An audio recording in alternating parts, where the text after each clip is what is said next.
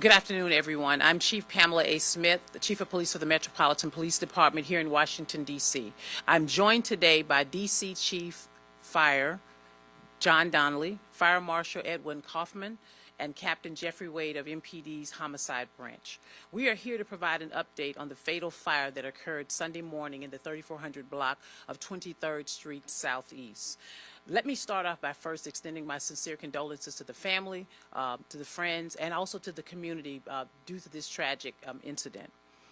It is certainly clearly a case of domestic violence where 3 people lost their lives over a senseless interpersonal conflict.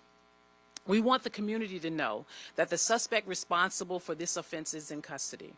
56-year-old Robert Simpson of Southeast was arrested and charged with 3 counts of felony murder and arson relating to this incident.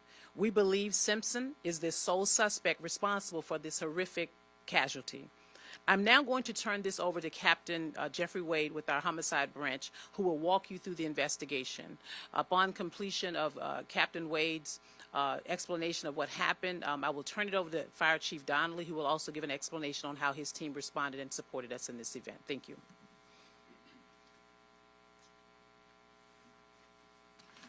Good afternoon. My name is Captain Jeffrey Wade. I'm with the Metropolitan Police Department's Homicide Branch.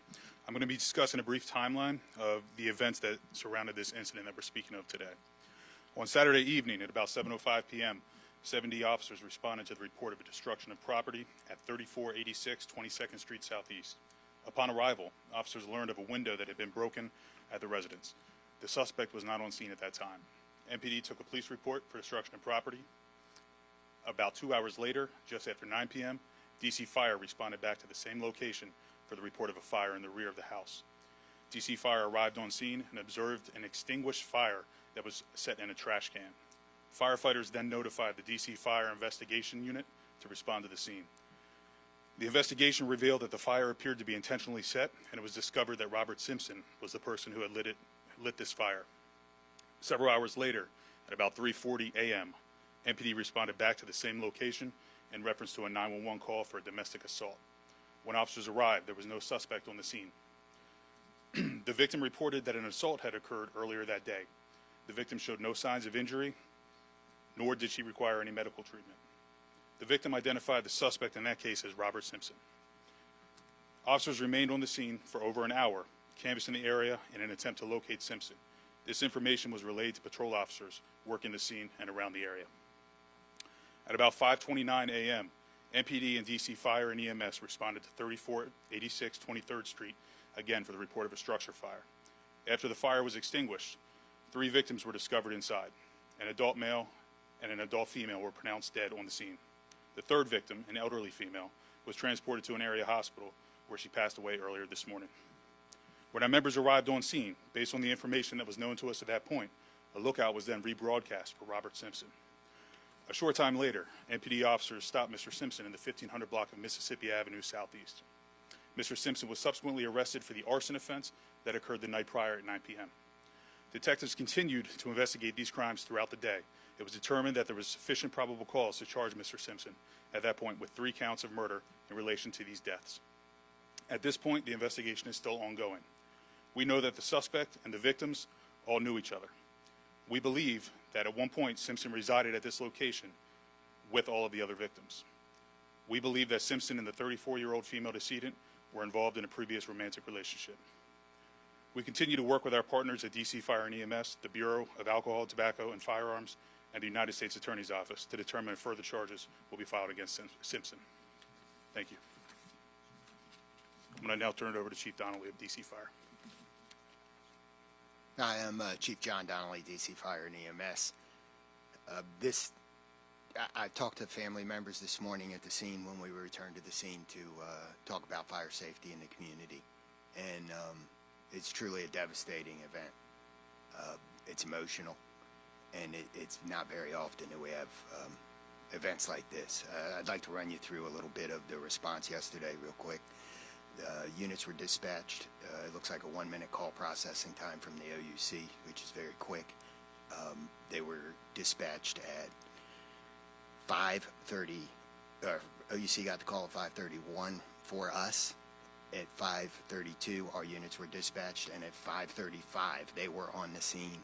So it's a 3-minute response time right to the edge of the city, as quick as we could possibly get there.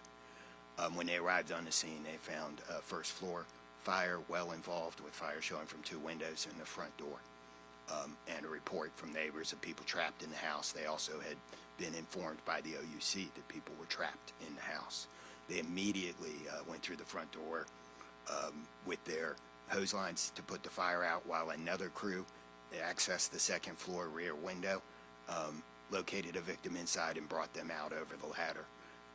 That victim had a chance to survive for a number of reasons. One, their door was shut, which is really important in terms of keeping the smoke and heat out of your room. And the second part of it is, once they got down, they received amazing medical care from the medics on the scene. The medics on the scene administered Cyanokit, which helps to counteract some of the smoke poisoning, and is a critical factor in life-saving. And then they were taken to the MedStars burn unit, which, having that asset in our community means that we have a great medical system. So every chain of this all the way along, before the crime, really is what makes this even more tragic. People were doing the right thing. People responded, worked very hard, and still the outcome's terrible. So I think it's been since about 2010 that we had a triple fatal fire in the city.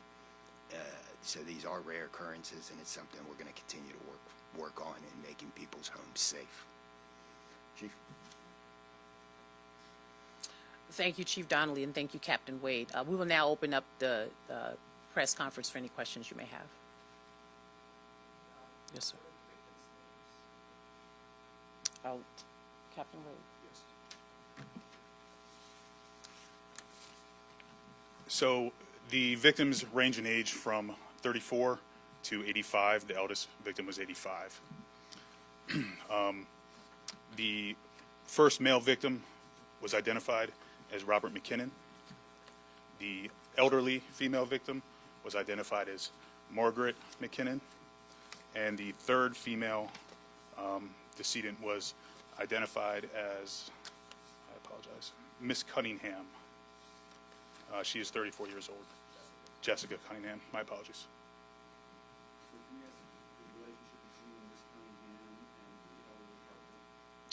So we know at this point in the investigation that all 3 victims, to include Miss Cunningham, resided there together at one point. We are not aware of any other additional romantic relationship with Miss Cunningham other than with that of Robert Simpson. No, there is no familial relationship at all.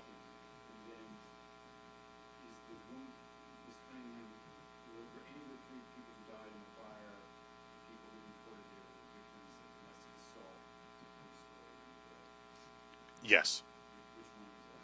So there were several calls that precipitated this event throughout the day. The 3 o'clock in the morning call of the alleged domestic assault was Miss Cunningham calling 911. And then was there, you said there was an earlier fire that was outside, but we heard DC Fire chatter where one of the firefighters said, we were here last night because he set the curtains on fire. Is that correct, that in addition to the particular fire, or was that the early destruction of property? No, that's one and the same event. So with that event, that was the about 9 o'clock event.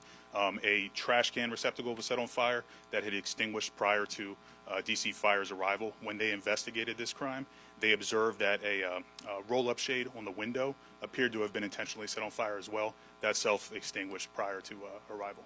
So did he go into the house on these 3 occasions? No, we are investigating that actively. We don't have all the information at this point, but we do not believe so. And then I'm just wondering, hindsight obviously being 2020, could you have, you were clearly actively searching for him after the third call, right? Were you actively searching for him before then? And why was a unit not left at the house after the third call while you had a photo out on the suspect? Sure. Yeah, after every one of these calls for service, the units were actively canvassing and actively looking. After the first incident that you're referring to, we needed to put those units in service to continue to answer radio calls. They've remained in the area. We had officers in the area. We just had to continue to answer radio calls. I just want to clarify, I might have misheard something, so I apologize, but you indicated they all lived together there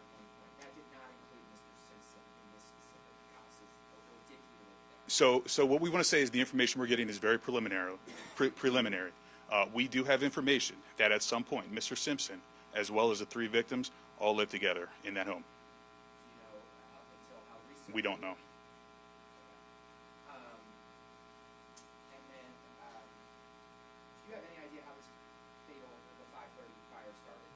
How was the fire set at 5:30? So based on the investigation at this point, we do believe an accelerant of some type to be involved.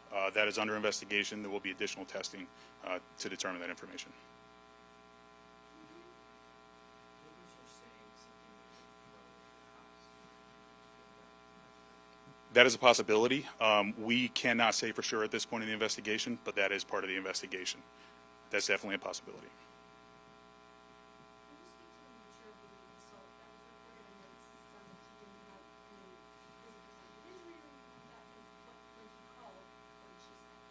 So all of that information is still being actively reviewed during this investigation, but it appears that she was trying to report an assault that occurred prior, we believe earlier the day before.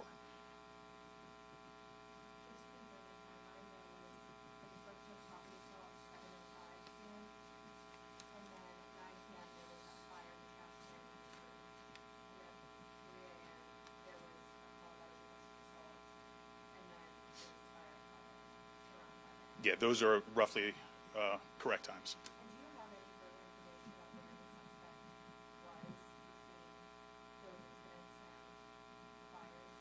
No, we do not. You say he was arrested shortly after, around the time. So the call for the fatal fire came in around 5:30 a.m. in the morning. Between that and 6:30 in the morning, at some point after 6 o'clock, he was stopped.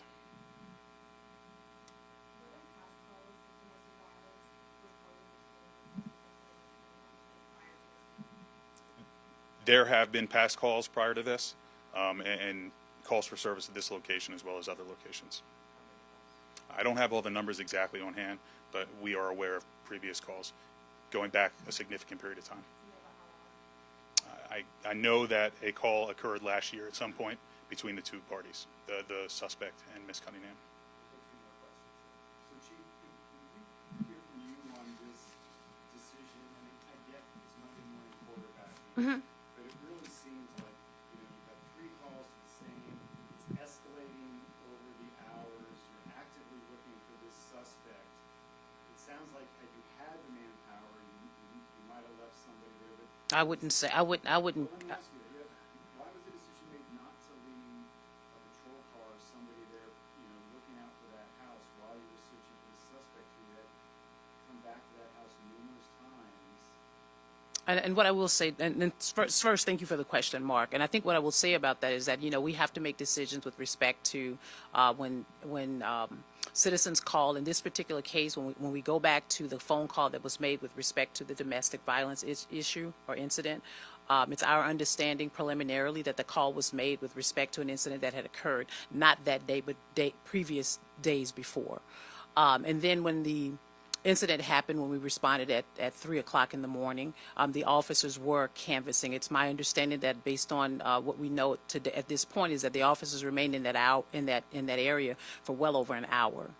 And as you know, I mean, oftentimes when we have these types of situations, we do spend time canvassing, looking for the suspect, but we also put our folks back in service until we can find some other identifying information or circumstances that requires us to place someone at the home. I mean, we just wouldn't just sit officers at a particular location for an extended period of time.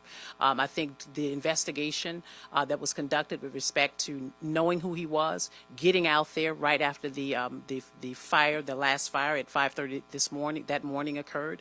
The officers did their due diligence with really getting out there and finding out who this gentleman is and bringing him, this person is rather, and bringing him into custody, which is what they did.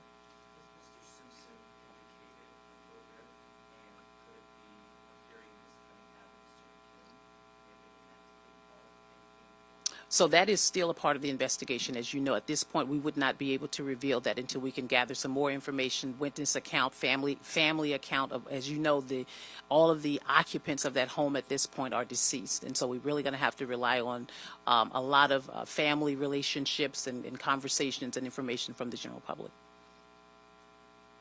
Yes, sir. Can I ask a couple of questions about some of the incidents that have happened over the last couple of days? Sure. Do you have any information about the reason for the arrest with the 5-year-old who died? Another. Southern Avenue, the 2 shootings. Yeah, another tragic incident. You know, whenever there's a loss of life, I mean, in any way, shape, form, or fashion, and in this particular one, it is a death investigation. Our team immediately responded when the call came in with respect to a 5-year-old who was unresponsive. The team conducted the preliminary investigation, and at this point, we have placed the father under arrest, probable cause arrest with respect to what has happened in that particular instance. Again, our condolences goes out to the family of the 5-year-old, whether it's the mother, whether it's the grandmother. I mean, this young man was also a student at one of our schools. And so this is certainly a tragedy, and it just doesn't impact his family, but it impacts those of them who have relationship with him in our community. I'm not, off the top of my head, I will have to get that information back to you. And he's a juvenile, and certainly we will take that information with respect to next notice of kin and so forth and so on. I have. We're still working on that. As a matter of fact, I was in the middle of crime briefing when I made a decision that we were going to hold a press conference with regards to this. And so I'm still gathering information with the incident that occurred on Southern Avenue as well as the one on Eastern Avenue. What I can tell you about the one on the Eastern Avenue, we do not have a lot of information with respect to what happened there. And as I was coming here, the team is working diligently to provide an update on what has occurred over on the Southern Avenue part of D.C. Hey, Sam, how are you? Good morning. Sure.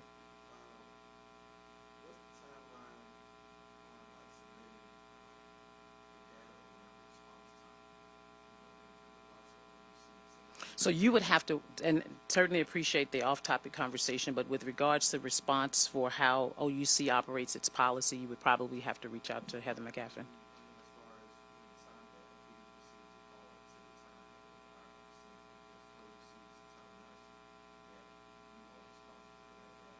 Okay.